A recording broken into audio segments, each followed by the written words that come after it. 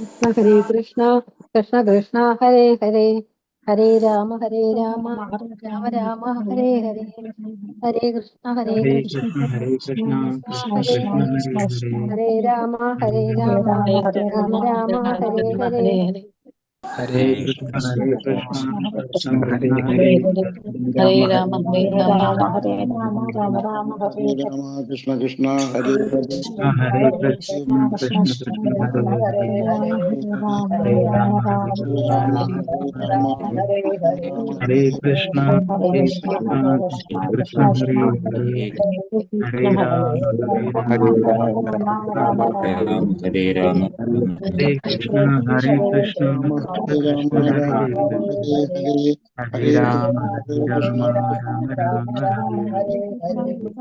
Hare Krishna Krishna Hare Rama Krishna Hare Rama Hare Hare Hare Hare Hare Rama Hare Rama Rama Hare Hare Krishna Krishna Krishna Hare Hare Hare Rama Rama Rama Hare Hare Krishna Krishna Krishna Hare Hare Hare Rama Rama Rama Hare Hare Krishna Krishna Krishna Hare Hare Hare Rama Rama Rama Hare Hare Hare Krishna Krishna Krishna Krishna Krishna Krishna Hare Hare Hare Hare Hare Hare Rama Rama Hare Hare Hare Krishna Hare Krishna Hare Krishna Krishna Hare Krishna Krishna Hare Hare Rama Rama Rama Rama Hare Hare Hare Krishna. Thank you ഹരിഷ്ണ. Thank you Mataji. Thank you Prabhuji. Hare Krishna. എല്ലാവർക്കും പ്രണാമം.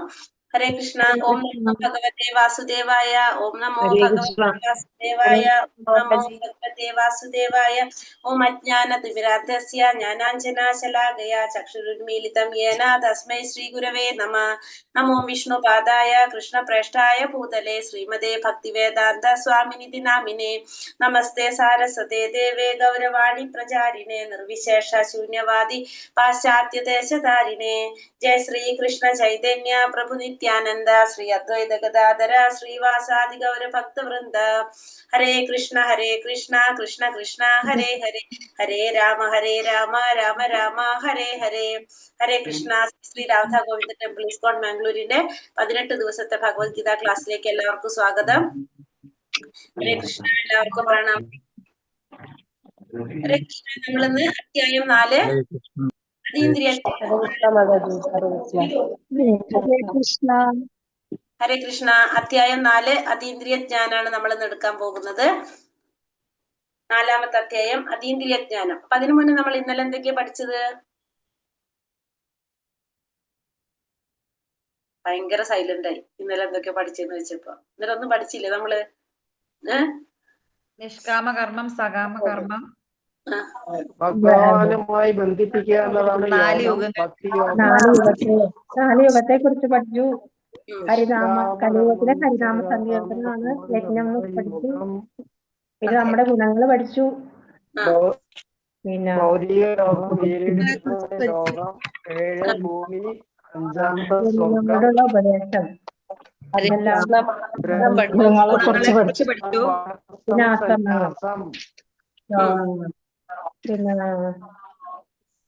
പിന്നെ പൂർണ്ണ കൊണ്ടുണ്ടാകുന്ന ഹരിനാമ സങ്കീർത്തനത്തിനാണ് പ്രാധാന്യം എന്ന് പറഞ്ഞു. ശത്രുക്കളെ കുറിച്ച് പഠിച്ചു. ശരി. അപ്പൊ എല്ലാവർക്കും ഓർമ്മയുണ്ട് കാര്യങ്ങളൊക്കെ അല്ലെ? ഓർമ്മയുണ്ട്. അപ്പൊ നമ്മൾ ഇന്നലെ എന്തൊക്കെയാ പഠിച്ചത്? 3ാമത്തെ അധ്യായത്തില് 3 കർമ്മത്തിനെ കുറിച്ച് നമ്മൾ പറഞ്ഞു. നിഷ്കാമ കർമ്മ, സകാമ കർമ്മം, കർമ്മയോഗം കണ്ടു. പിന്നെ കർമ്മം ചെയ്യണമെന്ന് ഭഗവാൻ പറഞ്ഞില്ലേ? കർമ്മം ചെയ്യണമെന്ന് തീർച്ചു പറഞ്ഞു. വിഷ്ണുവിനായിട്ടുള്ള യജ്ഞം എന്ന നിലയിലാണ് അത് അനുഷ്ഠിക്കേണ്ടതെന്നും പറഞ്ഞു. പിന്നെ അത് കൂടാതെ 4 യുഗങ്ങളെ കുറിച്ച് കണ്ടു. യുഗധർമ്മം നമുക്ക് മനസ്സിലായി. നാമസങ്കീർത്തനാണ് യുഗധർമ്മം എന്ന് മനസ്സിലാക്കി. പിന്നെ നാമ സങ്കീർത്തനം ചെയ്യണം എന്നുള്ളതിനെ കുറിച്ച് നമുക്ക് മനസ്സിലായി. പിന്നെ നമ്മൾ ഇന്നലെ എന്താ പറഞ്ഞത്? കാമത്തിന്റെ ഇരിപ്പിടങ്ങൾ കണ്ടു. പിന്നെ കാമം എങ്ങനെയാണ് ആവരണം ചെയ്തിരിക്കുന്നത് നമുക്ക് മനസ്സിലായി. പിന്നെ ഇന്ദ്രിയങ്ങളെ നിയന്ത്രിക്കേണ്ടതിന്റെ ആവശ്യകത നമ്മൾ കണ്ടു അല്ലെ? നമുക്കൊരു ചോദ്യം ചോദിക്കാം. നമ്മൾ ഇന്നലെ കർമ്മത്തെ കുറിച്ച് പറഞ്ഞപ്പോ നിഷ്കാമ കർമ്മം, സകാമ കർമ്മം, കർമ്മയോഗം അല്ലെ. നമ്മൾ അതിൽ ഏത് തെരഞ്ഞെടുക്കും പറഞ്ഞു? നമുക്ക് കർമ്മയോഗം തെരഞ്ഞെടുത്തു. കർമ്മയോഗം എന്താണത്? നമ്മൾ ചെയ്യുന്ന പ്രവൃത്തിയുടെ ഫലം ഭഗവാനിൽ അർപ്പിച്ചുകൊണ്ട് പ്രവർത്തി കർമ്മം ചെയ്യുക. അപ്പൊ ഈ കർമ്മയോഗവും നിഷ്കാമ കർമ്മവും തമ്മിലുള്ള വ്യത്യാസം എന്താണ്? നിഷ്കാമകർമ്മ ഫലം ആഗ്രഹിക്കാതെ ചെയ്യുന്നത്, ഭഗവാനിൽ അർപ്പിച്ച് ചെയ്യുന്നത്.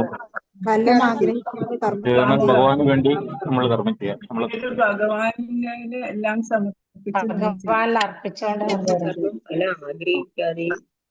ഫലം ആഗ്രഹിക്കാതെ ചെയ്യുന്ന കർമ്മം നിഷ്കാമ കർമ്മം. ഫലം ആഗ്രഹിക്കാതെ ഭഗവാൻ അർപ്പിച്ചുകൊണ്ട് എല്ലാം ഭഗവാൻ ആഗ്രഹിക്കാതെ. മിനിറ്റ്, എനിക്കൊന്നും ക്ലിയർ ആയില്ല. നിഷ്കാമകർമ്മം എന്താണ്? ഫലം ആഗ്രഹിക്കാതെ ചെയ്യുന്ന കർമ്മം. ഫലം ആഗ്രഹിക്കാതെ ചെയ്യുന്ന കർമ്മയോഗോ എല്ലാ കർമ്മങ്ങളും ഭഗവാനിൽ അർപ്പിച്ചുകൊണ്ട് ഭഗവാൻ അർപ്പിച്ചുകൊണ്ട് എന്നാണ്. അപ്പൊ ഇത് രണ്ടും തമ്മിൽ എന്താ വ്യത്യാസം വരുന്നത്? കർമ്മയോഗം ബുദ്ധിയോഗമാണ്. ആ, എന്നാൽ അത് രണ്ടും തമ്മിൽ എന്താ വ്യത്യാസം വരുന്നത്? മറ്റേത് ഭക്തിയോഗമാണ്. ഏത്? കർമ്മയോഗം. കർമ്മയോഗം ഭക്തിയോഗമാണ്, ബുദ്ധിയോഗമാണ്. മറ്റേ നിഷ്കാമകർമ്മോ? രണ്ടിലും നമ്മള് ഫലം നമുക്ക് കിട്ടുന്നില്ലല്ലോ. കർമ്മയോഗത്തിന് നമ്മള് മോക്ഷമുക്തി ലഭിക്കുന്നു. സകാമകർമ്മത്തിൽ ഫലം അനുഭവിക്കുന്നുണ്ട്.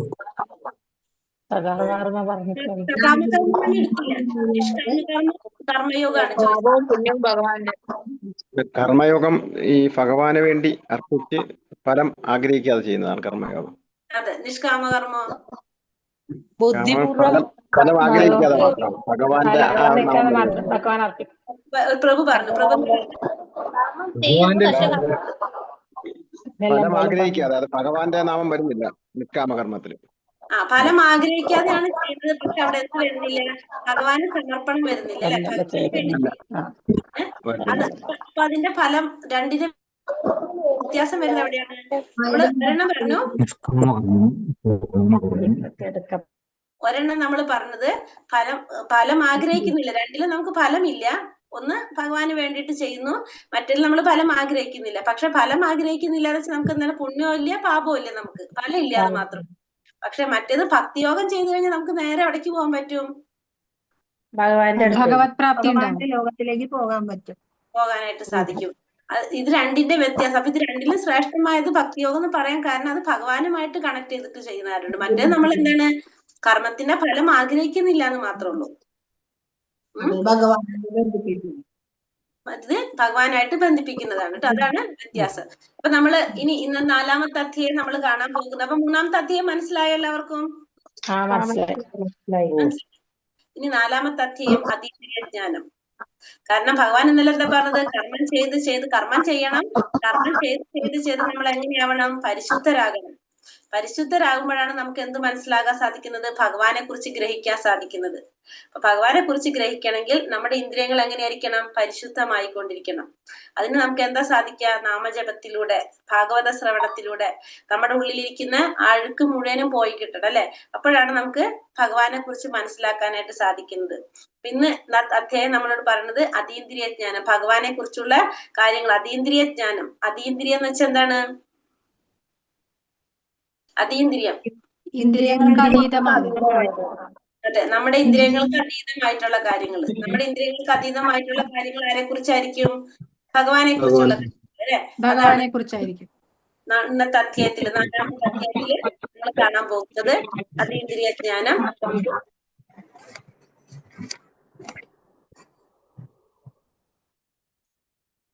ഹരേ കൃഷ്ണ. ഓം നമോ ഭഗവതേ വാസുദേവായ.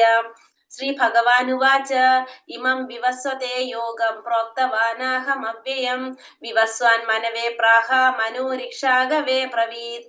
ഭഗവാൻ പറഞ്ഞു, ശ്രീ ഭഗവാൻ കൃഷ്ണൻ പറഞ്ഞു. എന്താ ഭഗവാൻ പറഞ്ഞത്? സനാതനമായ ഈ യോഗത്തെ പണ്ട് ഞാൻ സൂര്യദേവനായ വിവസ്വാൻ ഉപദേശിച്ചു. വിവസ്വാൻ മനുഷ്യവംശ പിതാവായ മനുവിനും മനു ഇഷാകുവിനും ഉപദേശിച്ചു. അപ്പൊ ഭഗവാൻ പറഞ്ഞു, സനാതനമായ ഈ യോഗത്തെ പണ്ട് ഞാൻ സൂര്യദേവനായ വിവസ്വാൻ ഉപദേശിച്ചു. വിവസ്വാൻ അത് മനുഷ്യവംശ പിതാവായ മനുവിനും മനു അത് ഇഷ്വാകുവിനും ഉപദേശിച്ചു കൊടുത്തു. അപ്പൊ ഈ സനാതനമായ യോഗം, അപ്പൊ ഭഗവാൻ ആദ്യമായിട്ട് ഭഗവത്ഗീത അർജുനനല്ല പറഞ്ഞു കൊടുക്കുന്നത്. ഭഗവാൻ ഇത് ആർക്കതിനു മുന്നേ പറഞ്ഞു കൊടുത്തിട്ടുള്ളത്? വിവസ്വാന് പറഞ്ഞു കൊടുത്തിട്ടുണ്ടായിരുന്നു. സനാതനമായ യോഗം പണ്ട് ഞാൻ സൂര്യദേവനായ വിവസ്വാന് പറഞ്ഞു കൊടുത്തു. വിവസ്വാൻ അത് മനുഷ്യവംശത്തിന്റെ പിതാവായിട്ടുള്ള മനുവിനും മനു അത് ഇഷ്വാകുവിനും ഉപദേശിച്ചു കൊടുത്തു. അപ്പൊ ആദ്യം ഭഗവാൻ ഇത് പറഞ്ഞു കൊടുത്തത് വിവസ്വാനായിരുന്നു, സൂര്യദേവനായ വിവസ്വാന്. വിവസ്വാൻ എന്ന് പറയുന്നത് ഒരു പേരാണ്. സൂര്യദേവൻ എന്ന് പറഞ്ഞാൽ എന്താണ്? ഒരു സ്ഥാനമാണത്, ഒരു സ്ഥാനമാണ്. ആ സൂര്യദേവന്റെ പേരാണ് എന്ത്? വിവസ്വാൻ എന്ന് പറയുന്നത്. ഇപ്പൊ നമ്മള് നരേന്ദ്രമോദി, പ്രധാനമന്ത്രിയായ നരേന്ദ്രമോദി എന്ന് പറഞ്ഞാല്, നരേന്ദ്രമോദി എന്ന് പറഞ്ഞാൽ എന്താണ്? ഒരു പേരാണ്. പ്രധാനമന്ത്രി എന്ന് പറഞ്ഞത് ഒരു പൊസിഷൻ, ഒരു സ്ഥാനമാണ്. അപ്പൊ പ്രധാനമന്ത്രി ഇന്നിപ്പോ നരേന്ദ്രമോദിയാണ്, നാളെ വേറെ ആരെങ്കിലും ആകാം, ഇന്നലെ വേറെ ആരോ ആയിരുന്നു. അതേപോലെ സൂര്യദേവനായ വിവസ്വാൻ എന്ന് പറഞ്ഞ അന്നത്തെ സൂര്യദേവന്റെ പേരാണ് എന്ത്? വിവസ്വാൻ. അപ്പൊ ആ സൂര്യദേവന് ഭഗവാൻ പറഞ്ഞു കൊടുത്തിട്ടുണ്ടായിരുന്നു. സൂര്യദേവൻ വിവസ്വാൻ ആർക്ക് പറഞ്ഞു കൊടുത്തു? മനുഷ്യവംശത്തിന്റെ പിതാവായിട്ടുള്ള മനുവിനും മനു അത് ഇഷ്വാകുവിനും ഉപദേശിച്ചു കൊടുത്തു. അതിനുശേഷം പിന്നെ അതിനെന്ത് സംഭവിച്ചു? ഏവം പരമ്പരാ പ്രാപ്തം ഇമം രാജർഷയോ വിദുഹു സകാലേ നേഹ മഹതാ യോഗോ നഷ്ട പരം തപ. അങ്ങനെ ശിഷ്യ പരമ്പരയിലൂടെ പകർന്നു കിട്ടിയ ഈ ശാസ്ത്രം, സർവോത്കൃഷ്ടമായ ശാസ്ത്രം രാജർഷികൾ ശരിയായി മനസ്സിലാക്കിയിരുന്നു. കാലക്രമേണ പാരമ്പര്യ ശൃംഖല മുറിഞ്ഞു പോവുകയും ഇത് നഷ്ടപ്രായമാവുകയും ചെയ്തു. അങ്ങനെ ഈ ശിഷ്യ പരമ്പരയിലൂടെ പകർന്നു കിട്ടിയ സർവോത്കൃഷ്ടമായ ശാസ്ത്രം, ഈ ശിഷ്യ പരമ്പരയിലൂടെയാണ് ഈ ശാസ്ത്രം പകർന്നു കിട്ടിയത്. അത് രാജർഷികൾക്ക് ശരിയായിട്ട് മനസ്സിലാക്കാൻ സാധിച്ചിരുന്നു. രാജർഷികൾ എന്ന് പറഞ്ഞാല് രാജാക്കന്മാരുമാണ്, ഒപ്പം തന്നെ ഋഷികളുമാണ് അവര്.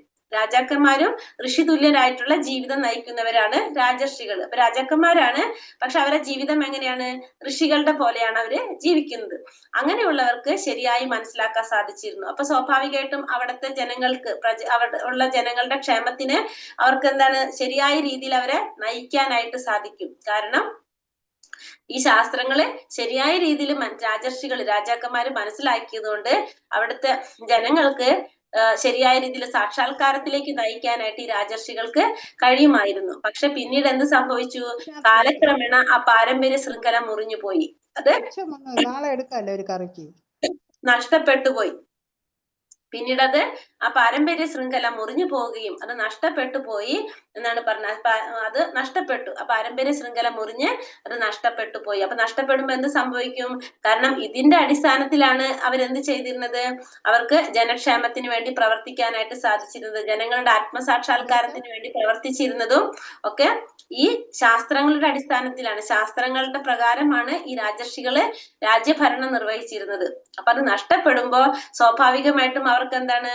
അവർക്കൊരു തന്നിഷ്ടത്തിന് പ്രവർത്തിക്കേണ്ടതായിട്ട് വരും. അവർക്കൊരു ശാസ്ത്രം ഇല്ലാതെ വരും നോക്കി ചെയ്യാനായിട്ട്. അപ്പൊ തന്നിഷ്ടത്തിന് പ്രവർത്തിക്കേണ്ടതായിട്ട് വരും. അങ്ങനെ അതിന് നഷ്ടം സംഭവിച്ചു എന്നാണ് പറയുന്നത്. അപ്പം ഈ പരമ്പരയിലൂടെ വരുമ്പോ ഉള്ളൊരു ഗുണം എന്താണ് പറയണത്? ഇപ്പൊ നമ്മളിവിടെ ഒരു പിക്ചർ കാണുന്നുണ്ട്. നമ്മള് ഒരു മരത്തുമ്മല് കുറെ പഴുത്ത് നിൽക്കണ മാങ്ങ ഉണ്ടെങ്കില് അത് നമ്മൾ നേരെ പൊട്ടിച്ച് താഴെ ഇട്ട് കഴിഞ്ഞാല് എന്താണത്? ചിലപ്പോ അത് കേടാവും അല്ലെ? താഴെ വീണ് കഴിഞ്ഞത് കേടാവും. നേരെ മറിച്ച് ആ മരത്തിൽ ഒരാൾ കയറി അത് പൊട്ടിച്ച് അത് അടുത്ത ആൾക്ക് കൈമാറി വേറൊരാളത് സ്വീകരിക്കുകയാണെങ്കിൽ അതിങ്ങനെ കൈമാറി വരുമ്പോ അതിന് യാതൊരുവിധ കേടുകളും സംഭവിക്കാതെ അത് അതേപടി തന്നെ മരത്തിൽ നിൽക്കുന്ന അതേപോലെ തന്നെ നമുക്ക് സ്വീകരിക്കാനായിട്ട് സാധിക്കും. കാരണം ഒരാൾ പൊട്ടിച്ചു, അത് അടുത്ത ആൾക്ക് കൈമാറിയ താഴെ വീഴുന്നില്ല, കൈമാറി വരാണ് ചെയ്യുന്നത്. അപ്പൊ നമുക്ക് ആ മരത്തിൽ എങ്ങനെയാണോ നിന്നിരുന്നത് അതേപോലെ തന്നെ നമുക്കത് കിട്ടും. അതേപോലെയാണ് ഈ ശിഷ്യ പരമ്പരകളിലൂടെ ശാസ്ത്രം പകർന്നു പോരുമ്പോ. കാരണം അതില് വേറെ യാതൊരുവിധ കൂട്ടലുകളും വരുന്നില്ല, കുറയ്ക്കലും വരുന്നില്ല.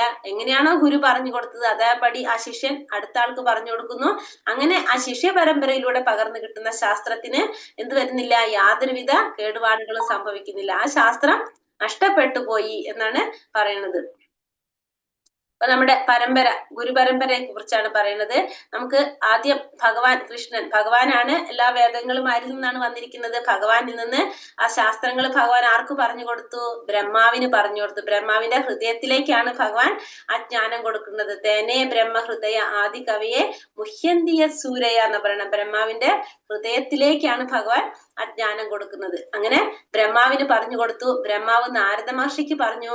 നാരദ മഹർഷി വ്യാസ മഹർഷിക്ക്, പിന്നെ മധ്വാചാര്യര്, പത്മനാഭ തീർത്ഥർ, അങ്ങനെയാണ് ഈ ആചാര്യന്മാരുടെ ഒരു പരമ്പര വരുന്നത്. അങ്ങനെ നമ്മളെ 22ാമത്തെ ആചാര്യനാണ് ചൈതന്യ മഹാപ്രഭു. പിന്നെ 32ാമത്തെ ആചാര്യനാണ് ഭക്തി വേദാന്ത സ്വാമി പ്രഭുപാദർ. അപ്പൊ അതാണ് നമ്മുടെ ഗുരു പരമ്പര എന്ന് പറയുന്നത്. ഇങ്ങനെ ഗുരുക്കന്മാരിലൂടെ കൈമാറി വരുന്ന ശാസ്ത്രം. അപ്പൊ ഗുരുക്കന്മാരിലൂടെ വരുമ്പോഴുള്ള ശാസ്ത്രത്തിൽ നമ്മളിപ്പോ കണ്ടു എന്താണ്, അതിന് കേടുപാടുകളൊന്നും സംഭവിക്കാതെ അത് അതേപടി നമ്മളിലേക്ക് എത്താനായിട്ട് സാധിക്കും.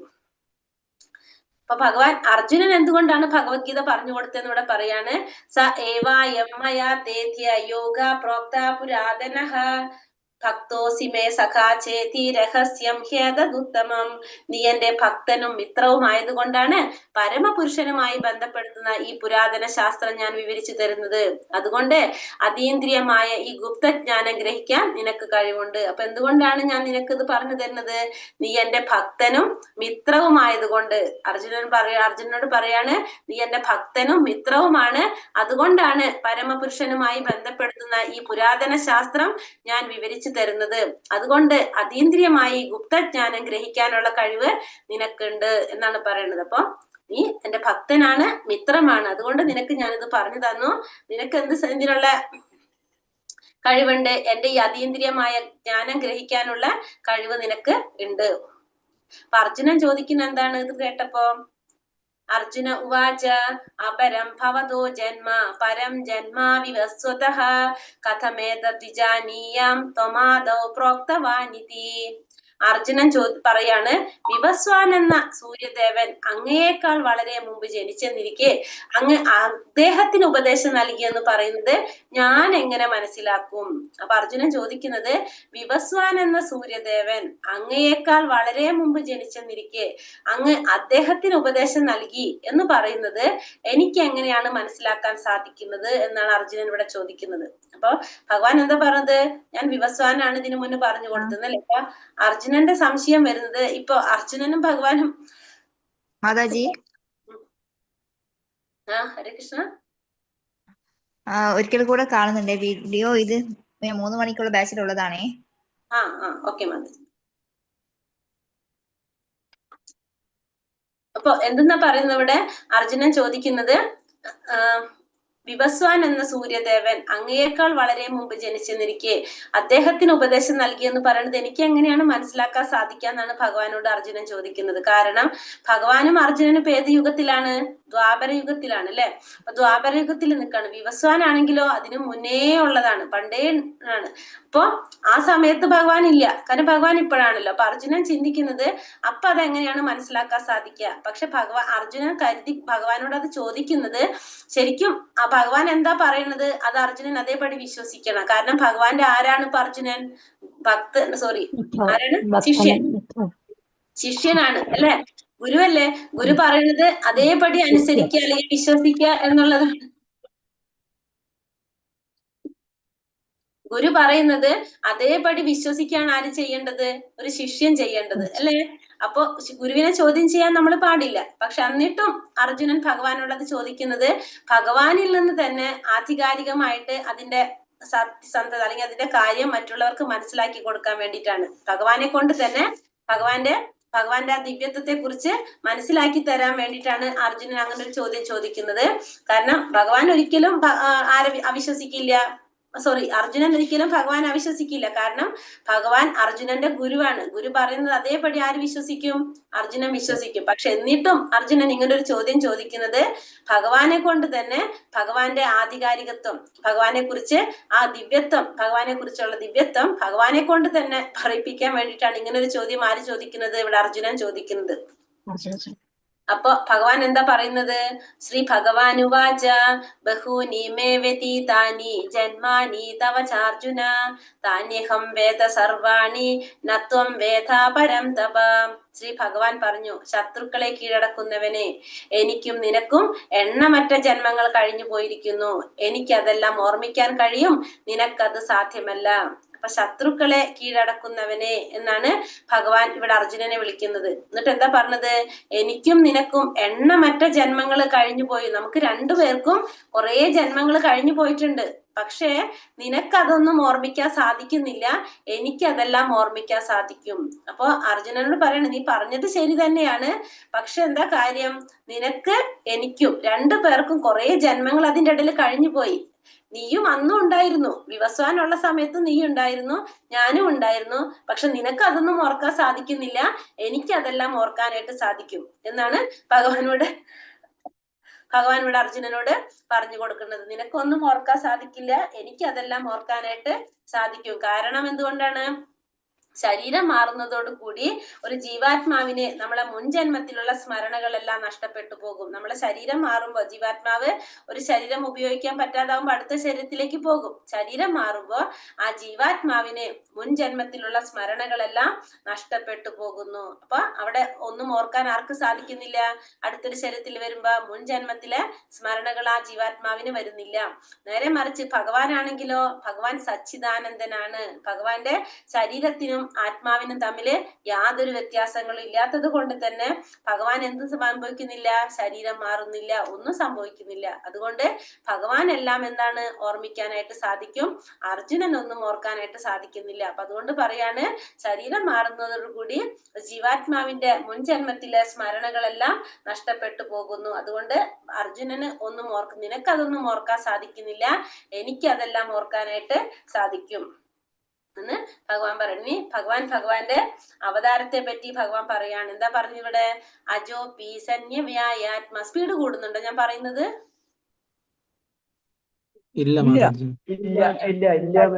മാതാജി.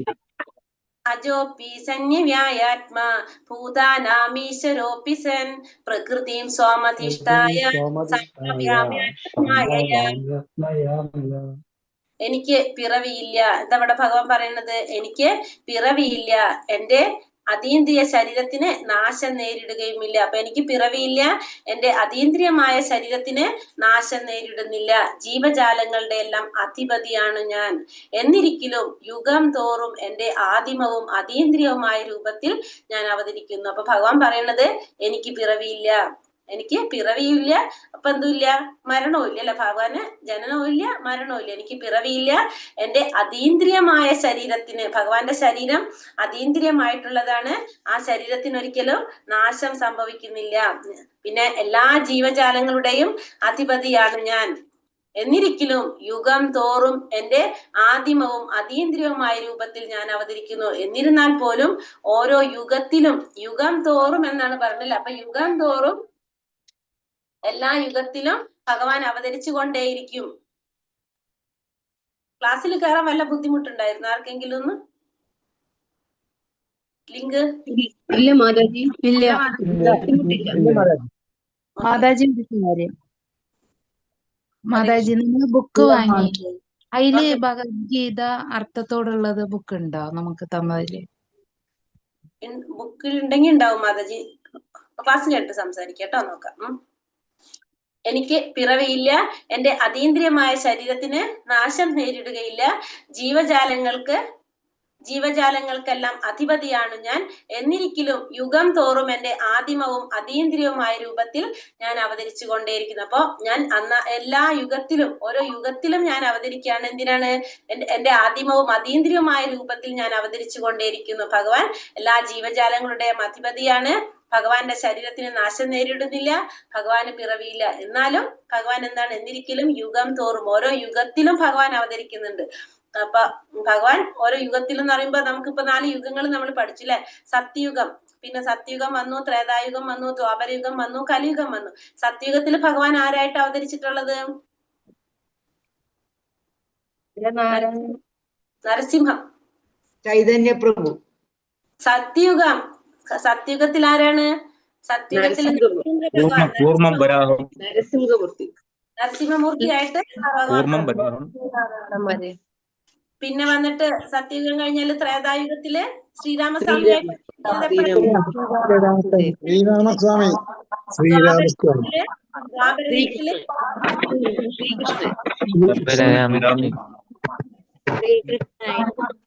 കലിയുഗം ഭഗവാൻ കലിക്ക് വരാനുണ്ട് അല്ലെ? ഭഗവാന്റെ ഒരു അവതാരം വരാനുണ്ട്, ശ്രീബുദ്ധന്റെ ഒരു അവതാരം വന്നു, കലിക്ക് അവതാരം വരാനുണ്ട്, ചൈതന്യ മഹാപ്രഭുവിന്റെ രഹസ്യാവതാരം വന്നു. അപ്പൊ ഇങ്ങനെ ഓരോ യുഗത്തിലും ഭഗവാൻ അവതരിച്ചു കൊണ്ടേയിരിക്കുമെന്ന് ഭഗവാൻ പറയാണ്. മാതാജി സത്യയുഗത്തില് നരസിംഹ ഭഗവാൻ അവതാരം വരുന്നുണ്ട്. കുറെ അവതാരങ്ങളുണ്ട്. അപ്പൊ അതില് നരസിംഹത്തിന്റെ പറഞ്ഞത് മാത്രം. ഒരു യഥാ യഥാ ഹി ധർമ്മസ്യ ഗ്ലാനിർഭവതി ഭാരത ധർമ്മസ്യ തഥാത്മാനം സജ്ജാമ്യഹം.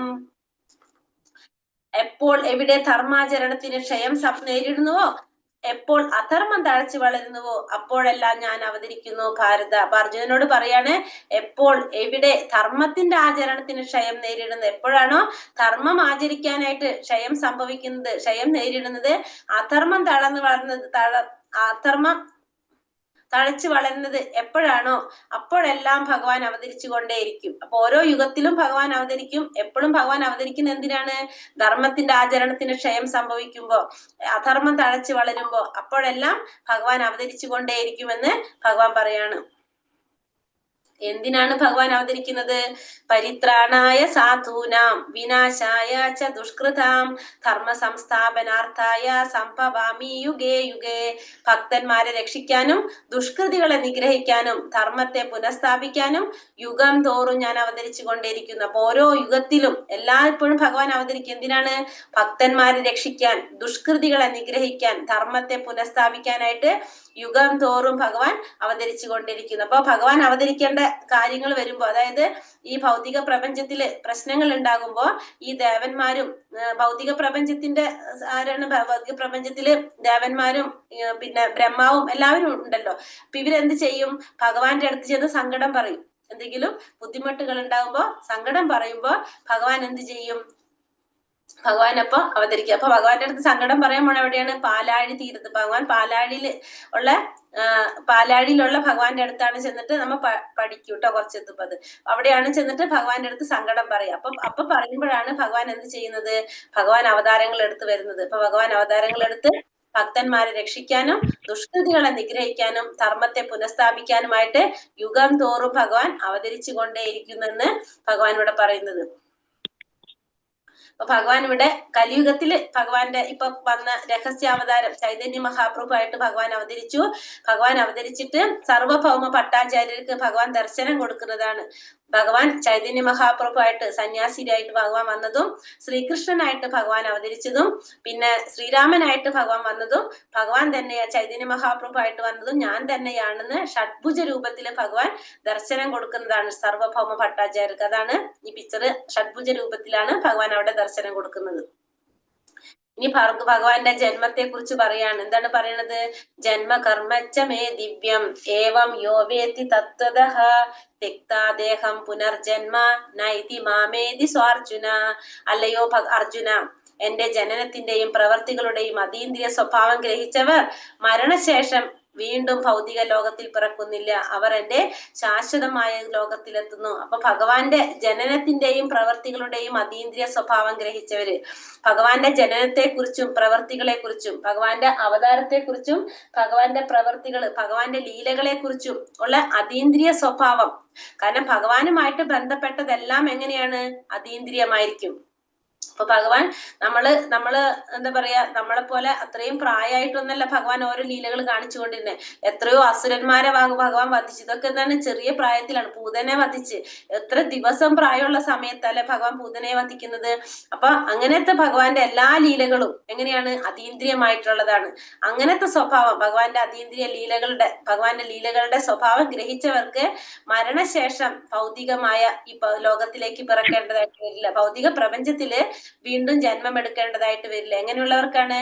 ഭഗവാന്റെ ആ ലീലകൾ അതീന്ദ്രിയമായ സ്വഭാവം ഗ്രഹിച്ചവർക്ക്, ലീലകളുടെ പ്രവർത്തികളുടെ അതീന്ദ്രിയ സ്വഭാവം ഗ്രഹിച്ചവർക്ക് മരണശേഷം ഈ ഭൗതിക പ്രപഞ്ചത്തില് ഭൗതിക ലോകത്തിൽ ജന്മം എടുക്കേണ്ടതായിട്ട് വരില്ല.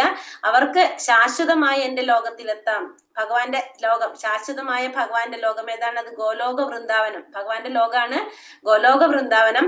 ആ ഗോലോക വൃന്ദാവനത്തിലേക്ക് പോകാനായിട്ട് സാധിക്കും. എങ്ങനെയുള്ളവർക്കാണ് പോകാൻ സാധിക്കുക?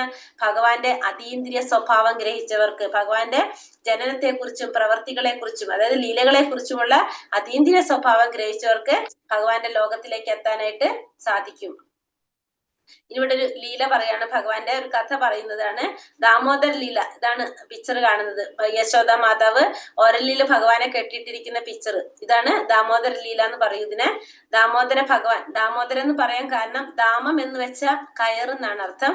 ഉദരം, ഉദരം എന്ന് വെച്ചാൽ വയറ്. വയറ്റില് ദാമം കൊണ്ട് കയറുകൊണ്ട് കെട്ടിയിട്ടിരിക്കുന്നതാണ് ഭഗവാന്. അതുകൊണ്ടാണ് ഇതിനെ ഈ ലീല ദാമോദര ലീല എന്നറിയപ്പെടുന്നതും ഭഗവാൻ ദാമോദരൻ എന്നും അറിയപ്പെടുന്നത്. അമ്മ വികൃതി കാട്ടിയപ്പോ ഭഗവാനെ പിടിച്ചിവിടെ കെട്ടുന്നതാണ്, ഒരലില് കൊണ്ട് കെട്ടുന്നതാണ്. അപ്പൊ നമ്മള് ദാമോദര മാസത്തില് ഭഗവാൻ ഏറ്റവും പ്രിയപ്പെട്ട ലീലകളിൽ ഒന്നാണിത്. മാത്രമല്ല ഭഗവാൻ ഏറ്റവും പ്രിയപ്പെട്ട മാസത്തിലാണ് ഈ ലീല നടക്കുന്നത്. അതുകൊണ്ട് ഈ മാസത്തിന് ദാമോദര മാസം എന്നാണ് അറിയപ്പെടുന്നതും. ലീല നടക്കുന്നത് ദാമോദര ലീല എന്ന് പറയാം. അപ്പൊ ആ മാസം ഈ ദാമോദര ഭഗവാനെയും ഒരലിനെയും കൂടി നമ്മൾ ആരാധിക്കുന്നതാണ് ഒരു മാസം. ഈ സമയത്ത് നമ്മൾ എന്ത് ചെയ്താലും അതിന്റെ 1000 മടങ്ങ് ഫലം കിട്ടും. നല്ലത് ചെയ്താലും ചീത്ത ചെയ്താലും 1000 മടങ്ങാണ് ഫലം. അപ്പൊ ഇതിന്റെ കഥ പറയുന്നത്, ഭഗവാൻ കുട്ടിയായിരിക്കുന്ന സമയമാണ്. കുട്ടിയായിരിക്കുമ്പോ കിടന്ന് ഉറങ്ങാണ്. ഉറങ്ങി എഴുന്നേറ്റിട്ട് വന്ന് അമ്മയുടെ അടുത്ത് വിശക്കുന്നു എന്ന് പറയുമ്പോ അമ്മ പാല് കൊടുക്കും. പാല് കൊടുക്കുമ്പോഴാണ് അമ്മയ്ക്ക് ഓർമ്മ വരുന്നത്, അടുപ്പത്ത് പാല് തിളപ്പിക്കാൻ വെച്ചിട്ടുള്ളത് ഓർമ്മ വരുന്നത്. അപ്പൊ അമ്മ എന്ത് ചെയ്യും? കുട്ടിയെ താഴെ എത്തിയിട്ട് ആ പാല് ഇറക്കി വെക്കാനായിട്ട് പോകും. അപ്പൊ അത് ആർക്കും ഇഷ്ടാവില്ല, ഭഗവാൻ ഇഷ്ടാവില്ല. അപ്പൊ ഭഗവാൻ അവിടെ ഇരുന്ന തൈര് കൂടെ ഉണ്ടായിരുന്നു, അതെടുത്ത് ഉടയ്ക്കും. പിന്നെ അവിടെ വെണ്ണയും സാധനങ്ങളൊക്കെ വെച്ചിട്ടുണ്ടായിരുന്നതൊക്കെ എടുത്ത് അങ്ങനെ നശിപ്പിച്ച് അവിടെ ആകെ വൃത്തികേടാക്കിയിടും. അമ്മ തിരിച്ചു വരുമ്പോ ഇതൊക്കെ ഇങ്ങനെ ആകെ നാശാക്കി ഇട്ടിരിക്കുകയാണ്. അപ്പൊ അമ്മയ്ക്ക് ദേഷ്യം വരും. അപ്പൊ അമ്മയ്ക്ക് ദേഷ്യം വരുമ്പോ ഈ എന്താ പറയാ ഭഗവാനെ പിടിച്ച് കെട്ടിടാനായിട്ട് പിടിക്കും. അങ്ങനെ ഭഗവാൻ ഓടി ഭഗവാനെ പിടിച്ചിട്ട് അവിടെ അടുത്തൊരു ഒരല് കിടക്കുന്നുണ്ട്, ആ ഒരലുമേ പിടിച്ച് കെട്ടിടാനായിട്ട് കയറ് കൊടുത്തിട്ട്, വികൃതിയാണല്ലോ അപ്പൊ ഒരലുമേ പിടിച്ച് കെട്ടിടാനായിട്ട് നോക്കും. അപ്പൊ ചെറിയൊരു കുട്ടിയല്ല, എത്ര ഉള്ളു കാണാനായിട്ട്. അപ്പൊ ഈ ഒരലുമ പിടിച്ച് കെട്ടാനായിട്ട് കയറ് നോക്കുമ്പോ എത്തുന്നില്ല. 2 അങ്കുലം എന്നാ പറയുന്നത്, 2 വിരലിന്റെ വലിപ്പത്തില് കയറ് കുറവ്. അപ്പൊ അത്രയല്ല കുറവുള്ളൂ. അപ്പൊ വേറൊരു കയറെടുത്തുണ്ടെന്ന് കൂട്ടി കെട്ടിട്ട് ചെയ്യാൻ നോക്കും. അപ്പോഴും കയറെത്തുന്നില്ല. അങ്ങനെ കുറെ കയറെടുത്തെടുത്ത് കെട്ടി വന്നിട്ടും ഈ 2 അങ്കുലം കുറവ് അപ്പോഴും നിൽക്കുക. കുറെ ശ്രമിക്കും. അപ്പൊ അമ്മയ്ക്ക് ലാസ്റ്റ് മതിയായി അമ്മയ്ക്ക് അവശതയായി. അപ്പൊ അമ്മ ലാസ്റ്റ് അത്രയും പറ്റുന്നില്ല, എന്റെ കൃഷ്ണ എനിക്കിത് പറ്റുന്നില്ലല്ലോ. കാരണം എന്താണ്, കുറുമ്പ് കാട്ടിയിട്ടാണല്ലോ, വികൃതി കാട്ടിയിട്ടാണല്ലോ പിടിച്ച് കെട്ടാൻ നോക്കണം. അങ്ങനെ ഭഗവാന് പാവം തോന്നിയിട്ട്, അമ്മയോട് സ്നേഹം തോന്നിയിട്ട് കെട്ടാനായിട്ട് സമ്മതിക്കാണ്. ആരെയാണ് കെട്ടാൻ നോക്കുന്നത്? ഭഗവാനെയാണ്. ആരാണ് കെട്ടുന്നത്? യശോദാമ്മ കെട്ടാൻ നോക്കുന്നത് ഈ പ്രപഞ്ചത്തിന്റെ നാഥനായിട്ടുള്ള എന്താ പറയാ പരമദിവ്യോത്തമ പുരുഷനായ ഭഗവാൻ ശ്രീകൃഷ്ണനെയാണ് പിടിച്ചു കെട്ടിടാൻ നോക്കുന്നത്. ആർക്കെങ്കിലും സാധിക്കുന്ന കാര്യമാണോ? അപ്പൊ ഭഗവാൻ തന്നെ സ്വയം വിചാരിക്കണം. ഭഗവാൻ അങ്ങനെ ലാസ്റ്റ് അമ്മയ്ക്ക് വേണ്ടിയിട്ട് വഴങ്ങി കൊടുക്കാണ്. അങ്ങനെ പിടിച്ചമ്മ കെട്ടിയിടാണ് ഒരലുമ കെട്ടി നിർത്തിയിട്ട് അമ്മ പോകും. ഈ ഭഗവാൻ എന്ത് ചെയ്യും? ആ ഒരലും വലിച്ച് പുറത്തേക്ക് ഇറങ്ങുമ്പോ വൃന്ദാവനത്തിലാണ് ഭഗവാന്റെ ലീല നടക്കുന്നത്. വൃന്ദാവനത്തില് ഭഗവാനെ കാത്തിരിക്കുന്ന 2 വൃക്ഷങ്ങളുണ്ട് അവിടെ. കാരണം നാരദ മഹർഷിയുടെ ശാപത്താല് 2 വൃക്ഷങ്ങളായി മാറിയിട്ടുള്ള കുബേരന്റെ 2 മക്കള്, മണിഗ്രീവനും നളകുബേരനും, ഈ 2 പേരും വൃന്ദാവനത്തില് വൃക്ഷങ്ങളായിട്ട് ഭഗവാന്റെ വരവും കാത്തു നിൽക്കുന്നുണ്ട്. ഭഗവാൻ ഈ ഒരലും വലിച്ച് ഈ വൃക്ഷങ്ങളുടെ ഇടയിൽ കൂടെ പോകുമ്പോ ഭഗവാന്റെ സ്പർശനം കിട്ടുമ്പോ ഈ വൃക്ഷങ്ങൾക്ക് മോചനം കിട്ടി അവരാരായിട്ട് മാറും? മണിഗ്രീവനും നളകുബേരനും ആയിട്ട് മാറും. അങ്ങനെ അവർക്ക് മോചനം കിട്ടും. അങ്ങനെ ഭഗവാൻ ഈ ഒരു ചെറിയൊരു പ്രായത്തിലാണ്, ഭഗവാന്റെ അതീന്ദ്രിയത്വം എന്ന് പറയുന്നത് അതാണ്. നമ്മൾ ചിന്തിക്കുന്നതിന്റെ അപ്പുറത്താണ് ഭഗവാന്റെ എല്ലാ പ്രവർത്തികളും ലീലകളും. കാരണം ഈ ഒരു ചെറിയൊരു പ്രായത്തിൽ ഒരു കുട്ടിക്ക് ചെയ്യാൻ പറ്റുന്ന കാര്യങ്ങളല്ല ഭഗവാൻ ചെയ്യുന്നത്. ഭഗവാന്റെ ലീലകളെല്ലാം എങ്ങനെയാണ്? അതീന്ദ്രിയമായിട്ടുള്ളതാണ്. അപ്പോ ഇതില് നമുക്ക് പഠിക്കേണ്ട ഒരു പാഠം കൂടി അവിടെ പറയുന്നുണ്ട്. ഈ ദാമോദർ ലീലയില് നമ്മള് 2 അങ്കുലം 2 വിരലിന്റെ വ്യത്യാസം എന്ന് പറഞ്ഞല്ലോ. എന്തൊരു കാര്യം നമ്മൾ ചെയ്യണമെങ്കിലും ഒന്ന് നമ്മുടെ പരിശ്രമം വേണം, രണ്ടാമത്തത് ഭഗവാന്റെ കാരുണ്യം വേണം. നമ്മൾ എന്തൊരു പ്രവൃത്തി ചെയ്യുമ്പോഴും ഒന്ന് നമ്മുടെ പരിശ്രമം, നമ്മൾ പരിശ്രമിക്കണം, രണ്ടാമത്തത് ഭഗവാന്റെ കാരുണ്യം. ഇപ്പൊ നമ്മൾ വിചാരിക്കും വരാനുള്ളത് എന്തായാലും വരുമല്ലോ, നമ്മളൊന്നും ചെയ്യേണ്ട ആവശ്യമില്ല എന്ന് പറഞ്ഞാൽ ഒന്നും സംഭവിക്കില്ല അവിടെ. കാരണം എന്താണ്? നമ്മുടെ പരിശ്രമം ഉണ്ടെങ്കിലാണ് ബാക്കി ഭഗവാൻ ചെയ്യുക. നമ്മൾ പണ്ടുള്ളവർ പറയില്ലേ പകുതിയും പകുതിയാണെന്നൊക്കെ പറഞ്ഞു കേട്ടിട്ടില്ലേ?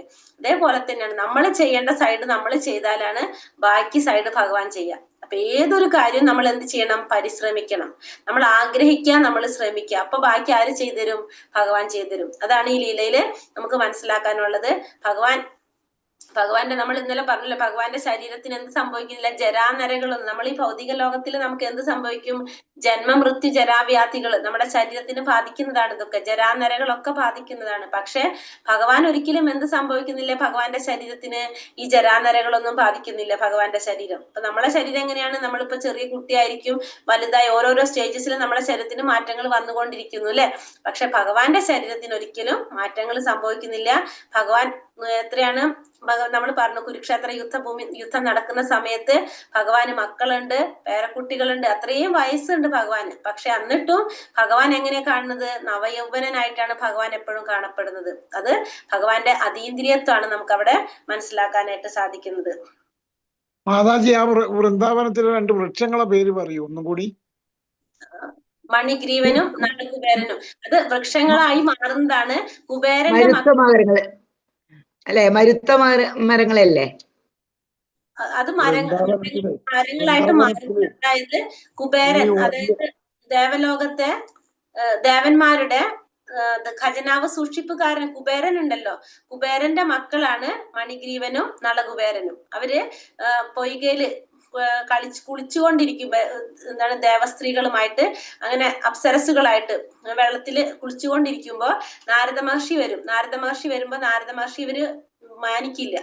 അപ്പൊ നാരദ മഹർഷിയെ മാനിക്കാതെ വരുമ്പോ അവരിങ്ങനെ അതിലിങ്ങനെ ഉല്ലസിച്ച്, അവർക്ക് അഹങ്കാരം കൊണ്ട്, കാരണം അച്ഛൻ ആരാണ്? അവരുടെ കുബേരനാണല്ലോ. അപ്പൊ ദേവന്മാരുടെ ഖജനാവ് സൂക്ഷിപ്പുകാരാണ്. അപ്പൊ അതിന്റെ ഒരു അഹങ്കാരത്തിൽ അവർ മതിമറന്ന് ഇങ്ങനെ അവിടെ ആഘോഷിക്കുകയാണ്. അപ്പൊ നാരദ മഹർഷി അവരെ ശപിക്കുകയാണ്.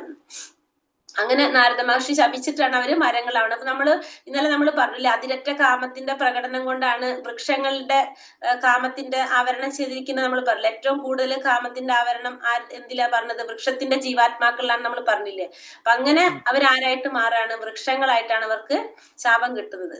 അങ്ങനെയാണ് ഇവര് വൃക്ഷങ്ങളായിട്ട് മാറുന്നത്. മനസ്സിലായോ? മനസ്സിലായി. ഇനി അടുത്തതിൽ എന്താ പറയണത്? ഭഗവാൻ പറയണത് വീതരാഗ ഭയ ക്രോധ മന്മയാ മാമുപാശ്രിതഃ ബഹവോ ജ്ഞാന തപസാ ഭൂതമദ്ഭാവമാഗതഃ. രാഗം, ഭയം, ക്രോധം എന്നിവയിൽ നിന്ന് മോചിതരായി എന്നിൽ തന്നെ മുഴുകി ശരണം പൂകിയ അനേകം പേർ എന്നെ പറ്റിയുള്ള ജ്ഞാനത്താൽ ശുദ്ധീകൃതരായി എന്നിൽ ദിവ്യപ്രേമ ഭക്തരായിട്ടുണ്ട്. രാഗം, ഭയം, ക്രോധം എന്നിവയിൽ നിന്നും മോചിതരായി എന്നിൽ തന്നെ മുഴുകി ശരണം പൂകിയ അനേകം പേർ എന്നെ പറ്റിയുള്ള ജ്ഞാനത്താൽ ശുദ്ധീകൃതരായി എന്നിൽ ദിവ്യപ്രേമ ഭക്തരായിട്ടുണ്ട്. അപ്പൊ 3 കാര്യങ്ങളാണ് നമ്മളോട് എന്ത് പറയണത്?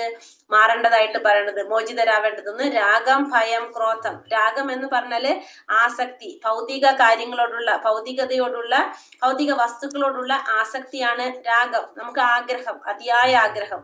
ആ ആസക്തി വരുമ്പോ നമുക്കത് കിട്ടുവോ കിട്ടൂല എന്നുള്ള എന്ത് വരും? ഭയം വരും. നമുക്കത് നടക്കുവോ നടക്കൂലേ, കിട്ടുവോ കിട്ടൂല എന്നുള്ള ഭയം വരും. അപ്പൊ നമുക്ക് അത് നടക്കാതെ വരുമ്പോ നമുക്ക് എന്ത് വരും? ക്രോധം വരും. അപ്പൊ രാഗം, ഭയം, ക്രോധം, നമുക്ക് എന്തെങ്കിലും ഒരു വസ്തുവിനോടുള്ള ആസക്തിയാണ് രാഗം എന്ന് പറയുന്നത്. ആസക്തി, അത് നമുക്ക് നടക്കുവോ നടക്കൂല എന്നുള്ള പേടി കൊണ്ട് നമുക്ക് പേടി വരും, നമുക്ക് ഭയം വരും. അത് നടക്കുവോ, അത് കിട്ടുവോ എന്നുള്ളൊരു ഭയം. അത് നടക്കാതെ വരുമ്പോ നമുക്ക് എന്ത് സംഭവിക്കും? ക്രോധം സംഭവിക്കും. അപ്പൊ ഈ 3 കാര്യങ്ങളിൽ നമുക്ക് മോചിതനായി കഴിഞ്ഞാല് നമുക്ക് എന്ത് സാധിക്കും? ഭഗവാനെ ശരണം പോകാനായിട്ട് സാധിക്കും. 3 കാര്യങ്ങള് നമ്മള് മാറണം. ഏതൊക്കെയാണ്? രാഗം, ഭയം, ക്രോധം. ഈ 3 കാര്യങ്ങളിൽ നിന്ന് മോചിതനായി കഴിഞ്ഞാൽ ഭഗവാനെ ശരണം പൂകി ഭഗവാനെ പറ്റിയുള്ള ജ്ഞാനം നേടിക്കൊണ്ട് ശുദ്ധീകൃതരായിട്ട് ഭഗവാനിൽ ദിവ്യ പ്രേമ ഭക്തരാകാനായിട്ട് സാധിക്കും. അപ്പൊ നമുക്ക് മാറേണ്ട കാര്യങ്ങളാണ് രാഗം, ഭയം, ക്രോധം. ഇതിൽ നിന്ന് മോചിതനായിട്ട് ഭഗവാനെ തന്നെ ശരണം പൂകി അനേകം പേർ ഭഗവാനെ കുറിച്ചുള്ള ജ്ഞാനത്താൽ ശുദ്ധീകൃതരായി ദിവ്യപ്രേമ ഭക്തരായിട്ടുണ്ട്. യേ യഥാമാം പ്രപദ്യന്തെ താം സദൈവ ഭജാമ്യഹം മമ വർത്തമാനുവർത്തന്തെ മനുഷ്യാ പാർത്ഥ സർവശഃ. എന്നിൽ ശരണം പ്രാപിക്കുന്നതനുസരിച്ച് ഏവർക്കും എന്നെ പ്രാപിക്കാനുള്ള ഏവർക്കും ഞാൻ തക്കതായ പ്രതിഫലം നൽകുന്നു. അല്ലയോ കുന്തിപുത്ര, എല്ലാവരും എല്ലാ വിധത്തിലും എന്റെ മാർഗത്തെ പിന്തുടരുന്നു. അപ്പോ ഭഗവാനെ ശരണം പ്രാപിക്കുന്നതിനനുസരിച്ചാണ് ഭഗവാൻ ഓരോരുത്തർക്കും തക്കതായ പ്രതിഫലം നൽകുന്നത്. അപ്പൊ ഓരോരുത്തർക്കും ഭഗവാൻ തക്കതായ പ്രതിഫലം നൽകുന്നത് ഭഗവാനെ ശരണം പ്രാപിക്കുന്നതിനനുസരിച്ചാണ്. അല്ലയോ കുന്തിപുത്ര, എല്ലാവരും എല്ലാ വിധത്തിലും എന്റെ മാർഗത്തെ പിന്തുടരുന്നു. ഭഗവാനെ ശരണം പ്രാപിക്കുന്നതിനനുസരിച്ച് എല്ലാവർക്കും തക്കതായ പ്രതിഫലം നൽകും. എല്ലാവരും കുന്തിപുത്ര, എല്ലാവരും എല്ലാ വിധത്തിലും എന്റെ മാർഗത്തെ പിന്തുടരുന്നു പറഞ്ഞു. അപ്പൊ ഭഗവാനെ ശരണം പ്രാപിക്കുന്നത് ഓരോരുത്തരും ഓരോ രീതിയിലായിരിക്കും ഭഗവാനെ ശരണം പ്രാപിക്കാൻ ആഗ്രഹിക്കുന്നത്. ചിലവര് ഭഗവാനെ ഭഗവാന്റെ ഭക്തനായിട്ട് ഭഗവാനായിട്ട് നമ്മൾ കാണുന്നവരുണ്ട്. ഭഗവാനെ മകന്റെ രൂപത്തിൽ ഭഗവാൻ ആഗ്രഹിക്കുന്നവരുണ്ട്. ഒരു മകനെ വാത്സല്യഭാവത്തിൽ, അത് നമുക്ക് വാത്സല്യഭാവത്തില്, അതല്ലെങ്കിൽ ഭഗവാന് മാധുര്യഭാവത്തിൽ ഭഗവാൻ ആഗ്രഹിക്കുന്നവരുണ്ട്. ദാസ്യഭാവത്തിൽ ഭഗവാന് ദാസ്യഭാവത്തിൽ സേവനം ചെയ്യാൻ ആഗ്രഹിക്കുന്നവരുണ്ട്. ഏത് ഭാവത്തിലാണോ നമ്മൾ ഭഗവാനെ ആഗ്രഹിക്കുന്നത് ആ രീതിയിലായിരിക്കും ഭഗവാൻ നമുക്ക് എന്ത് നൽകുന്നത്? പ്രതിഫലം നൽകുന്നത്. ഇപ്പൊ നമ്മള് ഭഗവാനെ വാത്സല്യ ഭാവത്തിലാണ് നമ്മൾ ആഗ്രഹിക്കുന്നതെങ്കിൽ നമ്മൾ എന്താണ്, ഇപ്പൊ യശോദ മാതാവ് ഭഗവാന്റെ അമ്മയാണല്ലോ. അപ്പൊ വാത്സല്യ ഭാവത്തിൽ നമ്മൾ ആഗ്രഹിച്ചു കഴിഞ്ഞാൽ ഭഗവാൻ നമുക്ക് എന്താണ്? വാത്സല്യ ഭാവത്തിലാണ് നമുക്ക് ആ ഭാവത്തിലാണ് നമുക്ക് ഭഗവാൻ പ്രതിഫലം നൽകുന്നത്. പിന്നെ എന്താണ് നമുക്ക് വാത്സല്യം, ദാസ്യം, സാഖ്യം, മാധുര്യം, ശാന്തം, ദാസ്യം, സഖ്യം, വാത്സല്യം, മാധുര്യം, 5 രസത്തിൽ നമുക്ക് ഭഗവാന് 5 രസത്തില് നമുക്ക് എന്ത് ചെയ്യാൻ സാധിക്കും? ഭഗവാന് സേവനം ചെയ്യാനായിട്ട്, ഭഗവാനെ നമുക്ക് ആരാധിക്കാനായിട്ട് സാധിക്കും, നമുക്ക് സേവിക്കാനായിട്ട് സാധിക്കും. ഒന്നില്ലെങ്കിൽ വാത്സല്യഭാവത്തില്, മാധുര്യഭാവത്തില്, ശാന്തഭാവം, ദാസ്യഭാവം, സാഖ്യഭാവം. സാഖ്യഭാവം എന്ന് വെച്ചിട്ടുണ്ടെങ്കിൽ കൂട്ടുകാരായിട്ട്, ഭഗവാനെ കൂട്ടുകാരനായിട്ട് കണ്ടുകൊണ്ട് നമുക്ക് ഭഗവാനെ സേവനം ചെയ്യാനായിട്ട് ആഗ്രഹിക്കുക. അപ്പൊ ഭഗവാൻ നമ്മൾ എങ്ങനെയാണോ ആഗ്രഹിക്കുന്നത് ആ രീതിയിലാണ് ഭഗവാൻ നമുക്ക് പ്രതിഫലം നൽകുന്നത്. അപ്പൊ ഓരോരുത്തരും ഓരോ തരത്തിലായിരിക്കും, ഓരോരുത്തരുടെ തോതും വ്യത്യാസമായിരിക്കും. പലരും പല തരത്തിലുമായിരിക്കും, എല്ലാവരുടെയും തോതും അളവും വ്യത്യാസമായിരിക്കും. പലരും പല രീതിയിലും പല അളവിലായിരിക്കും ഭഗവാനോട്. 5 ഒന്നുകൂടി പറഞ്ഞു. വാത്സല്യം, ശാന്തം, ദാസ്യം, സഖ്യം, വാത്സല്യം, മാധുര്യം. ശാന്തം, ദാസ്യം, സഖ്യം, വാത്സല്യം, മാധുര്യം.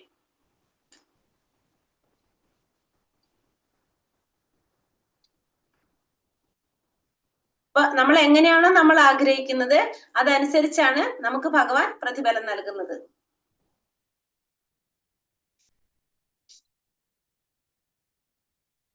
ചാതുർവർണ്ണ്യം മയാ സൃഷ്ടം ഗുണകർമാ വിഭാഗശഃ തസ്യ കർത്താരമഭിമാം വിദ്യ കർത്താരമവ്യയം. പ്രകൃതി സഹജങ്ങളായ 3 ഗുണങ്ങളെയും തദനുസൃതങ്ങളായ കർമ്മങ്ങളെയും മുൻനിർത്തിക്കൊണ്ട് മനുഷ്യവർഗ സമൂഹത്തിന്റെ 4 വർണ്ണങ്ങൾ ഞാൻ സൃഷ്ടിച്ചു.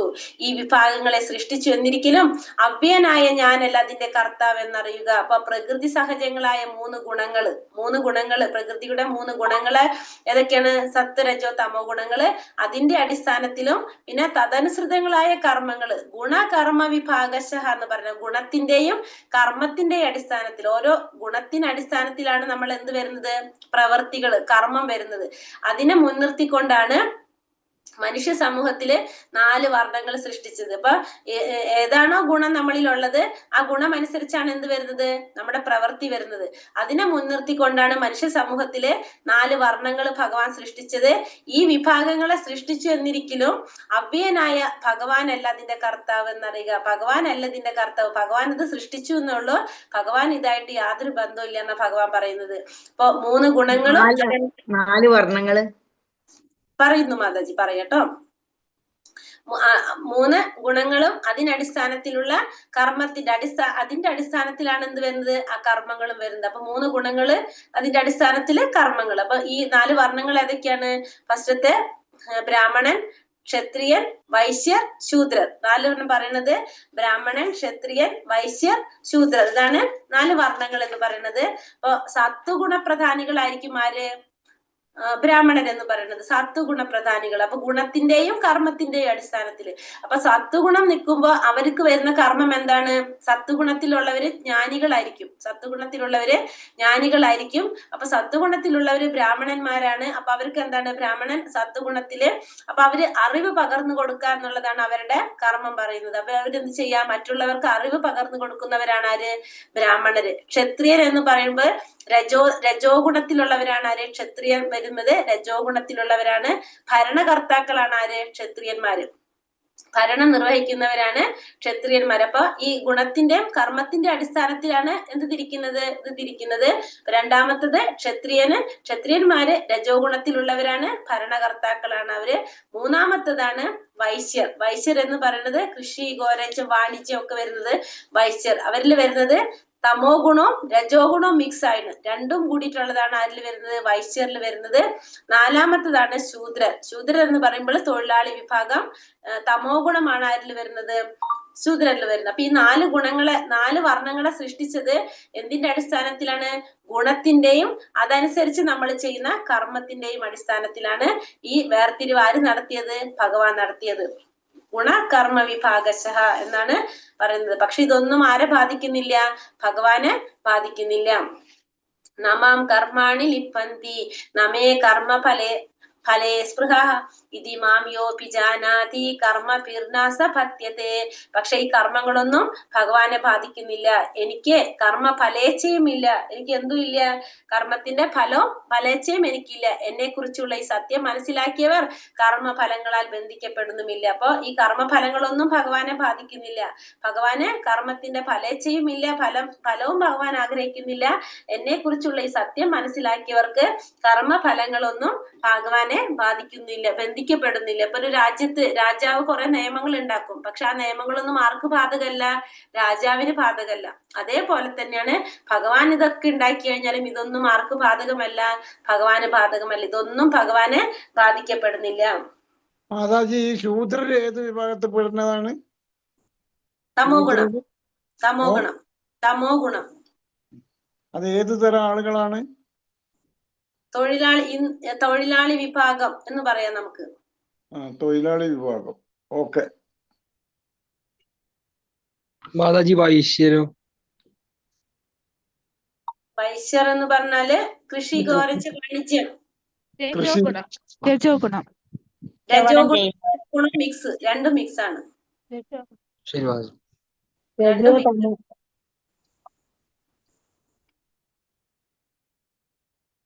തദ്വിധി പ്രണിപാതേന പരിപ്രശ്നേന സേവയാ ഉപദേശന്തി തേ ജ്ഞാനം ജ്ഞാനിന ത്വത്തദർശിനഃ. ഒരു ആധ്യാത്മിക ഗുരുവിനെ സമീപിച്ച് സത്യത്തെ കുറിച്ച് അറിയാൻ ശ്രമിക്കണം. അദ്ദേഹത്തെ സേവിക്കുക, അദ്ദേഹത്തിൽ നിന്ന് വിനയപൂർവ്വം ചോദിച്ചറിയുക. ആത്മസാക്ഷാത്കാരം ലഭിച്ച ഒരാൾ സത്യം കണ്ടറിഞ്ഞിരിക്കുകയാൽ അദ്ദേഹത്തിന് ജ്ഞാനോപദേശം ചെയ്യാൻ കഴിവുണ്ട്. അപ്പൊ നമ്മൾ എന്ത് ചെയ്യണം? ഒരു ആധ്യാത്മിക ഗുരുവിനെ സമീപിച്ച് സത്യത്തെ കുറിച്ച് അറിയാൻ ശ്രമിക്കണം. നമ്മള് ഒരു ഗുരുവിനെ സമീപിച്ച് ആ സത്യത്തെ കുറിച്ച് മനസ്സിലാക്കാനായിട്ട് ശ്രമിക്കണം. എങ്ങനെയാണ് നമുക്ക് അറിയാൻ സാധിക്കുക? അദ്ദേഹത്തെ സേവിക്കണം, അദ്ദേഹത്തിൽ നിന്ന് വിനയപൂർവ്വം ചോദിച്ചറിയണം. അങ്ങനെയായിരിക്കണം ഒരു ഗുരുവിനെ നമ്മൾ സമീപിക്കേണ്ടത്. ഗുരുവിനെ സമീപിക്കുമ്പോൾ അദ്ദേഹത്തെ സേവിക്കുക, അദ്ദേഹത്തിൽ നിന്ന് വിനയപൂർവ്വം ചോദിച്ച് മനസ്സിലാക്കുക. ആത്മസാക്ഷാത്കാരം ലഭിച്ച ഒരു വ്യക്തിക്ക് സത്യം കണ്ടറിഞ്ഞിരിക്കുന്നത് കൊണ്ട് തന്നെ അദ്ദേഹത്തിന് എന്ത് സാധിക്കും? ആ ജ്ഞാനോപദേശം ചെയ്യാനുള്ള കഴിവുണ്ടായിരിക്കും. അപ്പൊ ആത്മസാക്ഷാത്കാരം നേടിയ വ്യക്തി ആ സത്യത്തെ കണ്ടറിഞ്ഞിരിക്കുന്ന വ്യക്തിയാണ്. ആ പരമസത്യത്തെ, പരമമായ സത്യത്തെ മനസ്സിലാക്കിയ വ്യക്തി ആയതുകൊണ്ട് തന്നെ ശരിയായ രീതിയിൽ ജ്ഞാനം ഉപദേശിക്കാനുള്ള കഴിവ് ആർക്കുണ്ടാവും? ആ ഗുരുവിനുണ്ടാവും. ആ ഗുരുവിന് നമ്മൾ സേവന മനോഭാവത്തോടെ വിനയപൂർവ്വമായിരിക്കണം ആരെ കുറിച്ച് മനസ്സിലാക്കേണ്ടത്? ഭഗവാനെ കുറിച്ച് മനസ്സിലാക്കേണ്ടത്. കാരണം പ്രത്യക്ഷത്തിൽ നമ്മൾ കാണുന്ന ഭഗവാനാണ് ആര്? ഗുരു. അപ്പൊ ഗുരുവിൽ നിന്ന് നമുക്ക് ഭഗവാനെ കുറിച്ച് മനസ്സിലാക്കാനായിട്ട് ശ്രമിക്കണം. പക്ഷെ ആ ഗുരു എങ്ങനെയുള്ള വ്യക്തിയായിരിക്കണം? സാക്ഷാത്കാരം നേടിയ വ്യക്തിയായിരിക്കണം. അങ്ങനെയുള്ള വ്യക്തിക്ക് മാത്രമാണ് ആ പരമമായ സത്യത്തെ കുറിച്ച് ഉപദേശിക്കാനായിട്ടുള്ള കഴിവുണ്ടാവുകയുള്ളൂ. അജ്ഞശ്ച സംശയാത്മാ വിനശ്യതി നായം ലോകോസ്തി നാ പരോ നാ സുഖം സംശയാത്മനഃ. ധർമ്മശാസ്ത്രങ്ങളെ സംശയദൃഷ്ടി വീക്ഷിക്കുന്ന അജ്ഞരും അവിശ്വാസികളുമായവർക്ക് ഈശ്വരാവബോധം ലഭിക്കുന്നില്ല. അവർ അധപതിക്കുന്നു. സംശയാലുവായ ജീവന് ഇഹലോകത്തിലും പരലോകത്തിലും സന്തുഷ്ടി ലഭ്യമല്ല. അപ്പൊ ധർമ്മശാസ്ത്രങ്ങളെ സംശയത്തോടെ വീക്ഷിക്കുന്ന അജ്ഞരായവർക്ക്, അവിശ്വാസികളായവർക്ക് ഈശ്വരാവബോധം ലഭിക്കുന്നില്ല. അവർ അധപതിക്കുന്നു. സംശയാലുക്കളായ ജീവന് ഇഹലോകത്തിലായാലും പരലോകത്തിലായാലും എന്തുണ്ടാവില്ല? സന്തുഷ്ടി ഉണ്ടാവില്ല. അപ്പൊ ധർമ്മശാസ്ത്രങ്ങളെ സംശയത്തോടെ വീക്ഷിക്കുന്ന അജ്ഞരായവർക്ക് അല്ലെങ്കിൽ അവിശ്വാസികളായവർക്ക് ഒരിക്കലും എന്ത് കിട്ടില്ല? ഈശ്വരാവബോധം കിട്ടുന്നില്ല. അവർ അധപതിച്ചു പോകാണ് ചെയ്യുന്നത്. നമ്മൾ ഈ ശാസ്ത്രങ്ങളൊക്കെ നമ്മൾ സംശയത്തോടെ വീക്ഷിക്കുകയാണെങ്കിൽ നമ്മൾ അവിടെ അധപതിച്ചു പോകുള്ളൂ. കാരണം നമുക്ക് ആ ശാസ്ത്രങ്ങളെ കുറിച്ചുള്ള അറിവില്ലാതെ എല്ലാ ശാസ്ത്രങ്ങളും നമ്മൾ എന്തിലേക്കാണ് നയിക്കുന്നത്? ഭഗവാനിലേക്കാണ് നമ്മളെ കൊണ്ടുപോകുന്നത്. എല്ലാ ശാസ്ത്രങ്ങളുടെയും എല്ലാ വേദങ്ങളുടെയും ലക്ഷ്യം എന്താണ്? ഭഗവാനെ കുറിച്ച് മനസ്സിലാക്കുക എന്നുള്ളതാണ്. അപ്പൊ അതിനെക്കുറിച്ച് നമ്മൾ മനസ്സിലാക്കാൻ ആഗ്രഹിക്കുന്നില്ല, നമ്മൾ അതിനെ സംശയത്തോടെയാണ് വീക്ഷിക്കുന്നതെങ്കിൽ നമുക്ക് ഒരിക്കലും എന്ത് കിട്ടില്ല? ഈശ്വരാവബോധം കിട്ടാൻ പോകുന്നില്ല. അവർ അധപതിച്ചു പോവുകയും ചെയ്യുള്ളൂ. അങ്ങനെ സംശയാലുവായിട്ടുള്ള ഒരു ജീവന് ഇഹലോകത്തിലായാലും പരലോകത്തിലായാലും ഒരിക്കലും എന്ത് ലഭിക്കില്ല? സന്തുഷ്ടി ലഭിക്കുന്നില്ല. യോഗ സന്യസ്ത കർമാണം ജ്ഞാന സംഛിന്ന സംശയം ആത്മവന്തം ന കർമാണി നിപതന്തി ധനഞ്ജയ. അല്ലയോ ധനഞ്ജയ, തന്റെ കർമ്മഫലങ്ങൾ ത്യജിച്ച് ഭക്തിരസേവനത്തിൽ ഏർപ്പെടുന്നവൻ ആധ്യാത്മിക ജ്ഞാനത്താൽ സംശയങ്ങളെല്ലാം നീങ്ങി യഥാർത്ഥത്തിൽ ആത്മാവിൽ സ്ഥിതി ചെയ്യുന്നു. അപ്രകാരം അയാൾ കർമ്മഫലങ്ങളാൽ ബന്ധിക്കപ്പെടുന്നില്ല. അപ്പൊ അല്ലയോ ധനഞ്ജയ, ഇവിടെ അർജുനനെ വിളിക്കുകയാണ് ധനഞ്ജയ എന്ന് വിളിക്കുന്നത്. അർജുനൻ ധനം സമാഹരിക്കാനായിട്ട് പോയത് കൊണ്ടാണ് അർജുനൻ എന്ന് പറയുന്നത്. രാജസൂയ യജ്ഞം നടക്കുന്ന സമയത്ത് ജ്യേഷ്ഠന് വേണ്ടിയിട്ട് ധനം സമാഹരിച്ചത് കൊണ്ട് അർജുനന് ധനഞ്ജയ എന്നൊരു പേര് കൂടി അർജുനനുണ്ട്. അപ്പൊ തന്റെ കർമ്മത്തിന്റെ ഫലങ്ങൾ ത്യജിച്ച് ഭക്തിയുടെ സേവനത്തിൽ ഏർപ്പെടുന്നവൻ ആധ്യാത്മിക ജ്ഞാനത്താൽ സംശയങ്ങളെല്ലാം നീങ്ങി യഥാർത്ഥത്തിൽ ആത്മാവിൽ സ്ഥിതി ചെയ്യുന്നു. അപ്രകാരം അയാൾ കർമ്മഫലങ്ങളാൽ ബന്ധിക്കപ്പെടുന്നില്ല. അപ്പൊ അപ്രകാരം അയാൾക്ക് കർമ്മത്തിന്റെ ഫലങ്ങള് അയാളെ ബന്ധിക്കപ്പെടുന്നില്ല. എങ്ങനെയാണെങ്കില് കർമ്മത്തിന്റെ ഫലങ്ങളെല്ലാം ത്യജിച്ച് ഭക്തിയുടെ സേവനത്തിൽ ഏർപ്പെടുന്നവൻ ആധ്യാത്മിക ജ്ഞാനത്താൽ സംശയങ്ങളെല്ലാം നീങ്ങി യഥാർത്ഥത്തിൽ ആത്മാവിൽ സ്ഥിതി ചെയ്യുന്നു. അപ്പൊ യഥാർത്ഥത്തില് ആത്മാവിൽ സ്ഥിതി ചെയ്യുന്നു. അങ്ങനെയുള്ള വ്യക്തിക്ക് കർമ്മത്തിന്റെ ഫലങ്ങളൊന്നും ആ വ്യക്തിയെ ബാധിക്കുന്നില്ല. ഒന്നും ആ വ്യക്തിയെ ബാധിക്കുന്നില്ല. കർമ്മത്തിന്റെ ഫലങ്ങൾ ത്യജിച്ച് ഭക്തിയുടെ സേവനം ചെയ്യപ്പെടുന്നവൻ. അതുകൊണ്ട് എന്ത് ചെയ്യണം? തസ്മാദ് അജ്ഞാന സംഭൂതം ഹൃദസ്ഥം ജ്ഞാനാസിനാത്മനഃ ചിത്വൈനം സംശയം യോഗം ആതിഷ്ഠ ഭാരത. അങ്ങനെ അജ്ഞാനത്താൽ നിനക്കുണ്ടായ സംശയങ്ങളെ ജ്ഞാനത്തിന്റെ വാളുകൊണ്ടറുത്ത് യോഗാനിഷ്ഠനായി എഴുന്നേൽക്കൂ ഭാരത, യുദ്ധം ചെയ്യൂ. അപ്പൊ അർജുനനോട് പറയാണ്, അങ്ങനെ നിനക്ക് അജ്ഞാനം കൊണ്ട് നിനക്കുണ്ടായ സംശയങ്ങളൊക്കെ നീ എന്ത് വേണം? ജ്ഞാനത്തിന്റെ വാളുകൊണ്ടറുക്കാൻ. അജ്ഞാനം കൊണ്ട് നിനക്കുണ്ടായ സംശയങ്ങളെ ജ്ഞാനത്തിന്റെ വാളുകൊണ്ടറുത്ത് യോഗാനിഷ്ഠരായിട്ട് എഴുന്നേറ്റ് യുദ്ധം ചെയ്യൂ ഹേ ഭാരത എന്നാ പറയണത്. അപ്പൊ നമ്മളെ അജ്ഞാനം കൊണ്ടാണ് അർജുനൻ ഇത്തരത്തിലുള്ള സംശയങ്ങളൊക്കെ ഉണ്ടായത് അല്ലെ. അപ്പൊ ആ സംശയങ്ങളൊക്കെ നീ എന്ത് ചെയ്യണം? ജ്ഞാനത്തിന്റെ വാളുകൊണ്ടറുത്ത് യോഗാനിഷ്ഠരായിട്ട് എഴുന്നേറ്റ് യുദ്ധം ചെയ്യൂ എന്നാണ് ഇവിടെ ആരോട് പറയുന്നത്? അർജുനനോട് ഭഗവാൻ ആവശ്യപ്പെടുന്നത്. ഹരേ കൃഷ്ണ കൃഷ്ണ കൃഷ്ണ ഹരേ ഹരേ, ഹരേ രാമ രാമ രാമ ഹരേ ഹരേ. വാഞ്ചാകൽപതരൂപേശ്ച കൃപാ സിന്ധോഭ്യവച പതിതാനാം പാവനേഭ്യോ വൈഷ്ണവേഭ്യോ നമോ നമഃ. അനന്തകോടി വൈഷ്ണവവൃന്ദി കി ജയ്. ശ്രീല പ്രഭുപാദ് കി ജയ്. ഗുരുദേവ് കി ജയ്. നിത്തായ് ഗൗരബ്രഹ്മാനന്ദേ. ഹരി ഹരി ബോൾ. ഹരേ കൃഷ്ണ. ക്വസ്റ്റ്യൻ ആൻസർ നോക്കാം. ഹരേ കൃഷ്ണ. ഹരേ കൃഷ്ണ. ഹരേ കൃഷ്ണ. ഹരേ കൃഷ്ണ. അർജുനന് മുമ്പ് ഭഗവാൻ ആർക്കാണ് ഭഗവത്ഗീത ഉപദേശിച്ചു കൊടുത്തത്? വിവസ്വാൻ.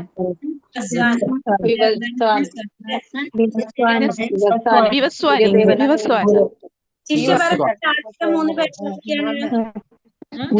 ബ്രഹ്മാവ്, മനു, ഇക്ഷ്വാകു.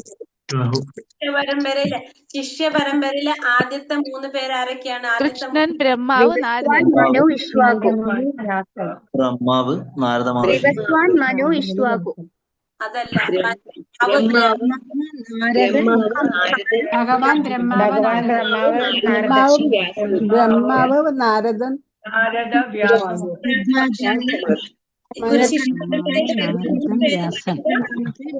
ബ്രഹ്മാവിന് പറഞ്ഞെടുത്തു, നാരദ മഹർഷി, വ്യാസ മഹർഷി, അങ്ങനെ. മറ്റേത് ശിഷ്യ പരമ്പരയല്ല. ഭഗവാൻ അത് ആർക്ക് പറഞ്ഞു കൊടുക്കുന്ന പറഞ്ഞത്? വിവസ്വാനും പറഞ്ഞെടുത്തു,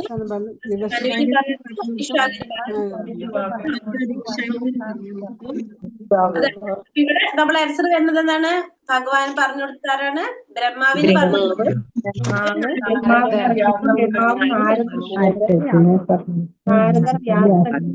അർജുനൻ എന്തുകൊണ്ടാണ് ഭഗവാൻ ഭഗവത്ഗീത ഉപദേശിക്കാൻ കാരണം? അർജുനൻ ഭഗവാന്റെ മിത്രനുമാണ് അതീതമായ യാഗം ചെയ്യിക്കാനുള്ള കഴിവുണ്ട്.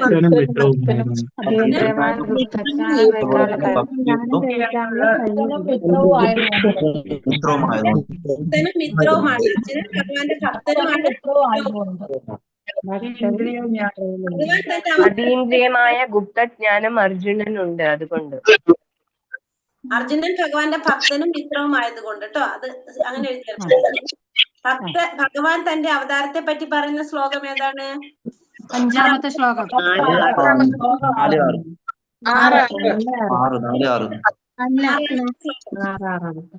ആറാമത്തെ കേട്ടോ. പറഞ്ഞില്ലല്ലോ.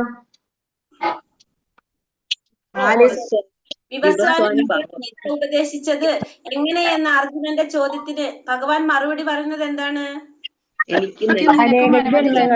അവയെ ഞാൻ അറിയുന്നു, പക്ഷെ നീ അറിയുന്നില്ല. അല്ലെ, ഇതിനു മുന്നേ കുറെ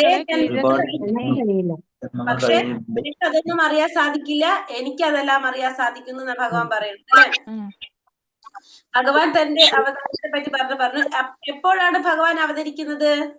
ധർമ്മത്തിന് ക്ഷയം സംഭവിക്കുമ്പോഴും അധർമ്മം വർദ്ധിക്കുമ്പോഴും. എപ്പോഴെവിടെ ധർമാചരണത്തിന് ക്ഷയം സംഭവിക്കുന്നു? ആരാധിയുള്ള ഭഗവാന്റെ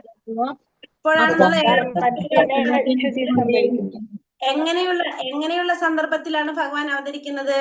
സാധുക്കളെ രക്ഷിക്കാനും ദുഷ്ടന്മാരെ നശിപ്പിക്കാനും ധർമ്മം പുനഃസ്ഥാപിക്കാനും.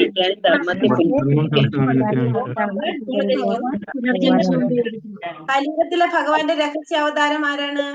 ചൈതന്യ മഹാപ്രഭു. ബ്രാഹ്മണർ, ക്ഷത്രിയർ, വൈശ്യർ, ശൂദ്രർ.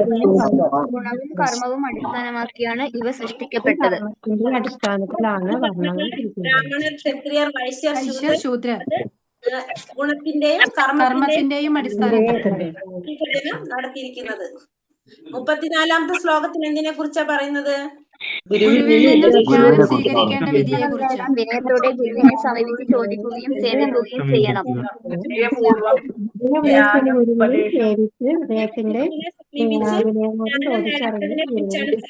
ആധ്യാത്മിക ഗുരുവിനെ സമീപിച്ച് ജ്ഞാനം നേടേണ്ടതിനെ കുറിച്ചാണ് ഈ 34ാമത്തെ ശ്ലോകത്തിൽ പറയുന്നത്. വിനയപൂർവ്വം സമീപിക്കുക, ചെയ്യേണ്ടത് ശരിയായ ചോദ്യങ്ങൾ ചോദിക്കുക. ആളാണ് ഗുരു. നേടിയ ഒരു ഗുരുവിൽ നിന്നായിരിക്കണം നമ്മൾ അങ്ങനെ ഒരു ജ്ഞാനം നേടാൻ ശ്രമിക്കേണ്ടതെന്നാണ് 34ാമത്തെ ശ്ലോകത്തില് പറയുന്നത്. കാരണം അങ്ങനെയുള്ള വ്യക്തിക്കാണ് സത്യം കണ്ടെത്തിയിട്ടുള്ളത്, അവർക്കാണ് ശരിയായ